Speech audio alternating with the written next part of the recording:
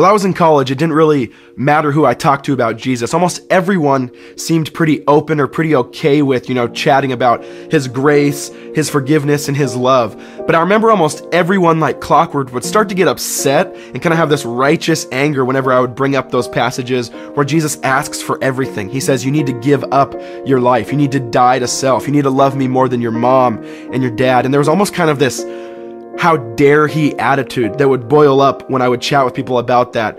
And I remember perfectly I would understand it and say that totally makes sense. But the more I thought about it, I started to realize, how come he's the only one we get mad at that asks that, right? We're perfectly fine with everything else in our life, asking everything from us and asking us to sacrifice for. It's like, how many marriages have we seen where the father is totally willing to give up everything? The relationship with the kids, the relationship with the wife, maybe his friends at church, because he wants to have an adulterous relationship.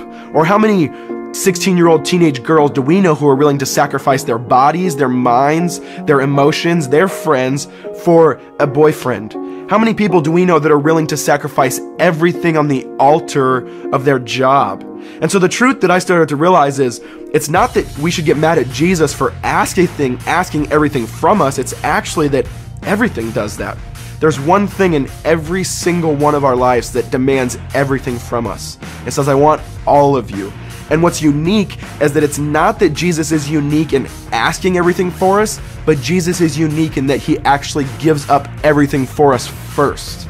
Jesus is the only one out of lust, anger, adultery, relationships, reputation, power, sex. He's the only one out of all those things that actually says, I'm going to give you everything I have to compel you to give everything up for me. See, the truth is, all those other things slap a spiked leash on us and drag us around the corridors of life, forcing us as a slave to do what they say. And they always overpromise and underdeliver. But Jesus says, I'm only demanding your life because I gave you my life. I'm only demanding your obedience because I served you first. And when you understand that, when you see that the cross is the ultimate compelling love pulling you in, you realize that he's better than every single thing you've been pursuing in this life.